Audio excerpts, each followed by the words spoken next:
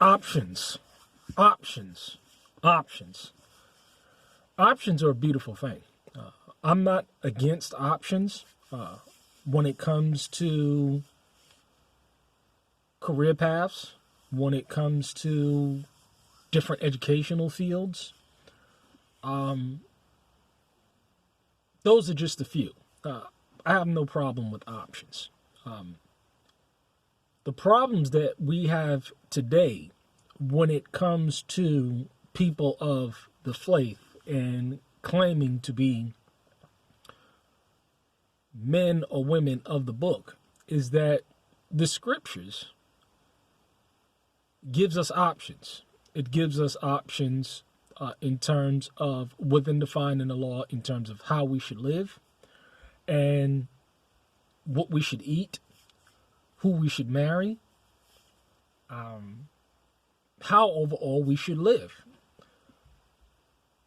You can eat vegetables and, but there's many different options within vegetables. You can eat meat and there are options in terms of meat. Goat, deer, cow, just to name a few. When it comes to how we should live, he only gives one option. And that option is found in Corinthians, is found in Revelations. And what I've come to find in my personal life, that the option that he gives solves pretty much all of the problems that I've come into when it comes to life. You're living out in the city and you're living out in the world. You're facing health problems. You're facing economic problems. You're facing social problems. You're facing spiritual problems. And there's only one option and one choice that true, and this is why I say true and real Israelites should be following, and that is to come out and be separate. Come out of her, my people, and be ye separate, and touch not the unclean thing. And then I will receive you, and then I'll be your daughters and your sons, and I'll be a father unto you. See, these things are conditional. And what I've come to find, and I'll tell you about a personal experience that I've had with a natural family member just recently, but what we're seeing again and again is people looking for worldly solutions. And worldly solutions are not going to solve your spiritual problems. And it's sad to see people go down this worldly path of looking at these worldly options that they think is going to solve their physical, spiritual, economic, social problems. And none of them are going to work. And it's unfortunate to see that a lot of people are going to have to go through these worldly options. And the sad thing about it is that these worldly options will always lead a person down the path of greater condemnation, and their minds continually to grow more and more reprobate. This is why, the scriptures tell us that are attempting to reach people to, after the first and seventh admonition, reject, because you're going to damage your inner spirit trying to convince somebody to do something was in their own best interest to do. Now, when I say come out of her, my people, I'm not quoting myself. I'm quoting the word, which many claim that they believe, but in function, they don't believe it at all. See, you got to look at people's actions and what they're doing and not what they're saying.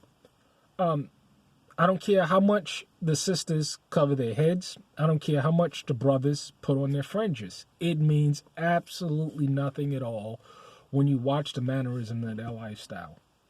It's like Facebook and YouTube is analogous or just the same as just walking out into a crowd of people and just looking at people and seeing people complain about their health concerns, but they're Israelites.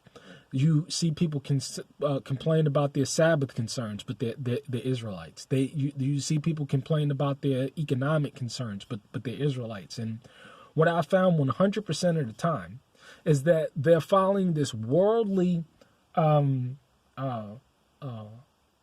philosophy and perspective and viewpoint that is inundated their minds because they are in the world and they're of the world, then you will conform to the world. You know, I tell people 100% of the time, you know, I was in that world and I understood. But once I transformed and I renewed my mind and I made the decision, there was no other option for me. There was no other option for me. And people think that they're going to cherry pick the scriptures when it says, you know, they cherry pick the scriptures to their own destruction. And I'm seeing this happen time and time and time again. The lifestyle of an Israelite, the living example, the culture, the way in which we should live our daily lives is all outlined in the Word. But what we're seeing again is time and time is that the vast majority, I'm talking about 98% of those who profess to be men and women of the book do not live it and have no intentions whatsoever on living it. As we go forward in this spiritual and economic decline, we're going to clearly see that people are not going to run to the Word. They're going to run further and further from it, because to live this life and to give up these worldly things is going to take sacrifice. And I see time and time again how people are in the world because they've conformed to the world and it's convenient. See, it's a very difficult thing, and it's a challenging thing to grow your own food, to raise livestock, to hunt. I mean, people think that, it's easy to sit down, pull out a gun, get a bead on a deer, shoot that deer, go and drag that deer, skin that deer, gut that deer, process that deer, and throw it in the freezer. They think that it's it's very difficult to do. I mean, I've been doing it for many years now, so I do it with ease. But it's a whole lot easier just to go to Walmart and buy your GMO laced with snake pus and monkey venom and go ahead and feed that to your children and drink your bottled water, which is come to find out that all this bottled water out there, over 98% of it is laced with all sorts of arsenic and fluoride, and it's tap water from the city municipal supply. This has been proven, but we can still continue to do it. Why? Because people, it's amazing how people will look at this stuff and glance right over it. Like it doesn't even apply to them. They'll glance right over it and they won't even pay attention to it.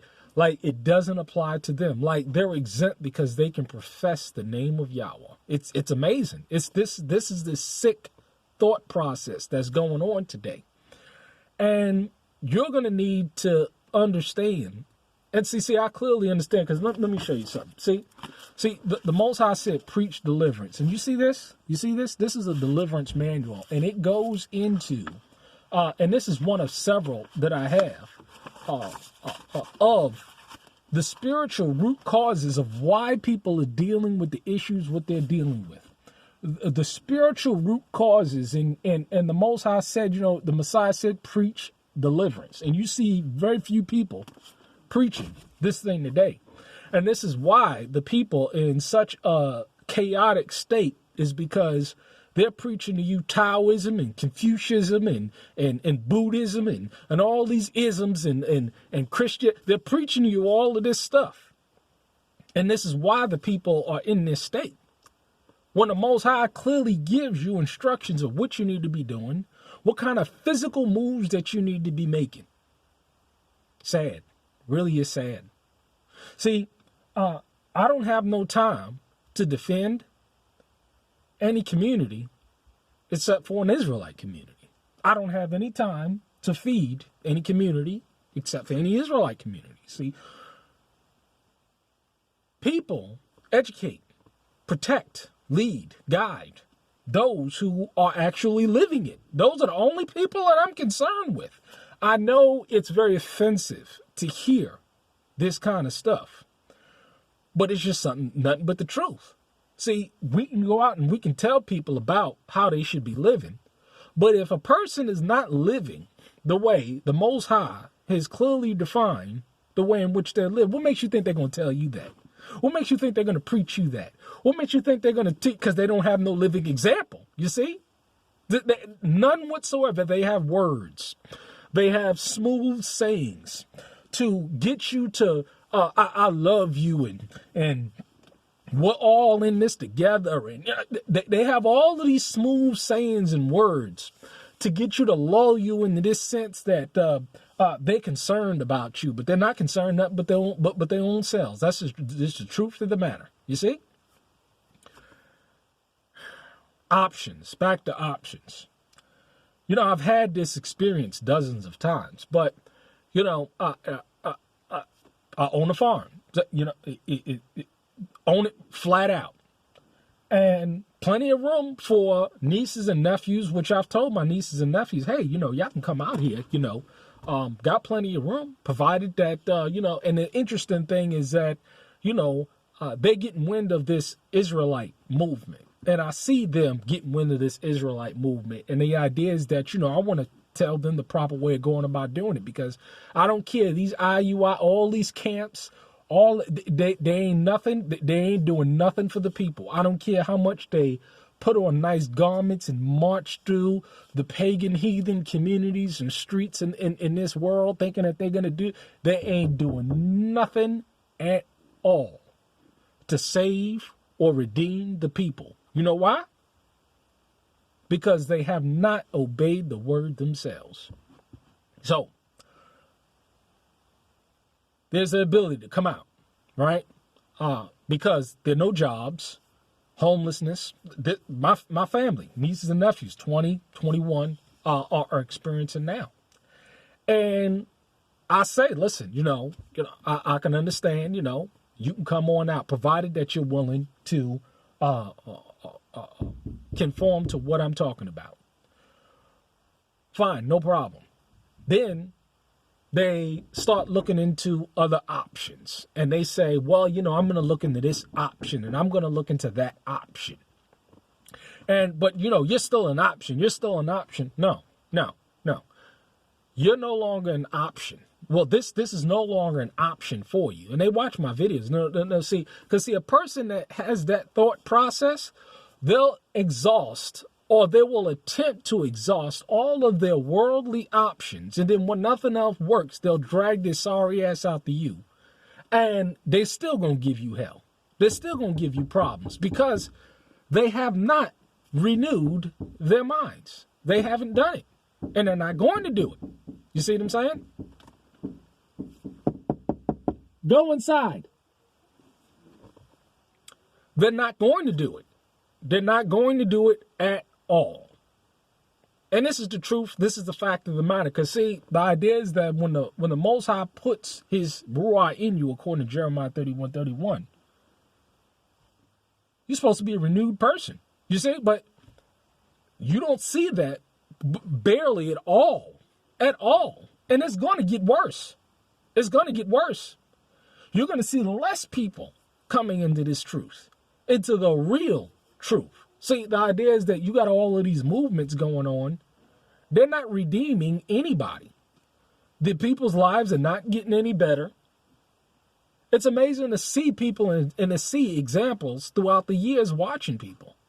Lives are not getting worse and getting worse because their minds have been changed over to a reprobate mind, thinking that just because they can change their last name or put on head wraps or fringes, that's going to work. When their spirits in decline, their health situation in decline, their economic situation in decline, their living situation in decline, and you can't tell these people anything. This is why I don't attempt to even waste my time or bother anymore. Men, never let anybody, real men, treat you as an option. The Most High's words is forever set in Shemayim, and he ain't changing for nobody. If he said, come out of her, my people, and touch not the unclean thing, and then I will receive you, then that's what he said. You see? That sounds like a commandment. See, people they don't understand laws, statutes, and commandments and edict instructions, which he given all to us. It's amazing. It really is. It's crazy to watch people and to see people in this decline. No. Living set apart is the only option. It's the only option if you profess yourself to be an Israelite. So the idea is that if you're not, hey, I got no beefs and no qualms with you. No problems whatsoever. You can profess and think and believe whatever it is that you want to believe. That's nothing. That's between you and the Creator himself, because I'm just telling you what the word says. I'm not telling you what I think. We were an agricultural people. This is not my fact. This is the fact. He said, come out of her, my people, and be ye separate, saith the Lord. That's his fact. This is not my fact. Grow your own food. Raise your own hunt. This is our history. This is our culture. Polygyny, history, culture. Marriage, history, culture. This is who we are. So I'm not gonna attempt to hold conversations or argue with people and go back and forth with people about, simply put, what our culture and who we are and what we claim, or what we say we are according to the book. Because clearly there is a disconnect between what is written and what people live. Am I perfect? No, I'm on my way to perfection. I mean, last couple of years, I've the spiritual growth, the physical, the intellectual growth, I feel it. It's there. I'm not the person that I was 2-3 years ago. But I look out in the world and I look at people, and you can look at them 5 years ago, and you can look at them 5 years from now, and they're going to be in the same spiritual or economic and social and decline that they were. It's like looking at them, they're the same person. Nothing about them has changed. It's sad. It really is sad. But as this economic decline continues, it's sad to see how people are going to suffer. And people are suffering. They're suffering right now. And see, this is why, I look at the situation today and I say, damn, if they're suffering now like this and they won't change, and it's in the green, suppose it in the green, man, what do you think is going to happen in the red? What's going to happen in the red? These people are going to take that mark. They're going to take that chip. They're going to do whatever it is because they're attempting to accommodate their flesh now. This is why a lot of people won't move, because they're trying to accommodate that flesh. When, hey, man, unless you come some type of millionaire or something like that, you got deep pockets, it ain't going to happen. You're going to have to start out with an old used double wide like I did, or a nice little trailer, or a little camper trailer. And spend some time to build that thing up over time. The old 3,000, 4,000 square foot, 25,000, 2,000 square foot home, that's the thing of the past, man. If you can afford it, do it. But a lot of people, the tiny home revolution is going to be one of the biggest revolutions that have ever taken place, because people just can't afford the heat. You just can't afford to do it, because, see, if you take away the debt, if you take away the credit cards, if you take away the financing, you see how people are really able to live. You see, because, see, if everything is paid for, you see how people are truly able to live. I live within my means. If I can't afford it, I don't do it. The borrower is a servant to the lender, and the rich ruleth over the poor. I've read this somewhere. See, a lot of people, this is a hard-hitting message, and they're not going to conform. They're going to just gloss right over it. They're going to go back to sleep. And I say, I may go ahead, sleep on. Don't let my words disturb you at all, do you? But for the folks that are making the moves and that have changed their mind, it's going to be a challenge, yes. But you will receive the blessings and you will receive the cleansing because, see, 42, 43 on no prescription medications, in total health, physically fit, striving business, growing food, hunting, proficient. Man, it feels good. But it took sacrifice. Why? Because I've obeyed his word when he said, come out of her, my people. Shalom. You have a blessed day.